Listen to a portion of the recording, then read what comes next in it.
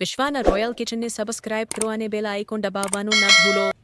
Hello friends, આપણે એકદમ લારી જેવો ટેસ્ટી રગડો અને પાણીપુરી માટેનું પાણી બનાવીશું।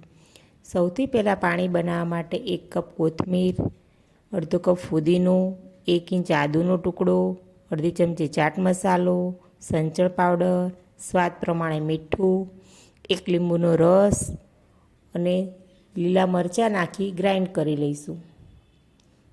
આપણી પેસ્ટ તૈયાર છે। હવે આ પેસ્ટને 4 ગ્લાસ જેટલું પાણી લઈ તેમાં ઉમેરી દઈશું।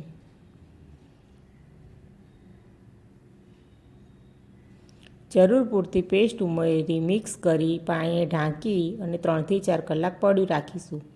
તેમાં 1 પાઉચ જલજીરાનું પેકેટ ઉમેરી દઈશું। તેને પણ મિક્સ કરી ઢાંકી દઈશું। 2 થી 4 કલાક રેસ્ટ આપ્યા પછી ગાળી લઈશું। તૈયાર છે આપણું પાણી।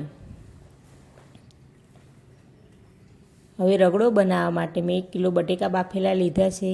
તેમાં સફેદ વટાણા બાફેલા ઉમેરીશું। આ રગડાનો આપણે વઘાર નહીં કરીએ, તેમાં જ મસાલો કરી અને ઉકાળી લઈશું। તેમાં પાણીપુરીનું જે પાણી બનાવ્યું હતું તે ઉમેરીશું। ગ્રીન પેસ્ટ બનાવી હતી તે મેં એક્સ્ટ્રા રાખી હતી તે ઉમેરીશું। હવે રગડાને ઉકાળી લઈશું।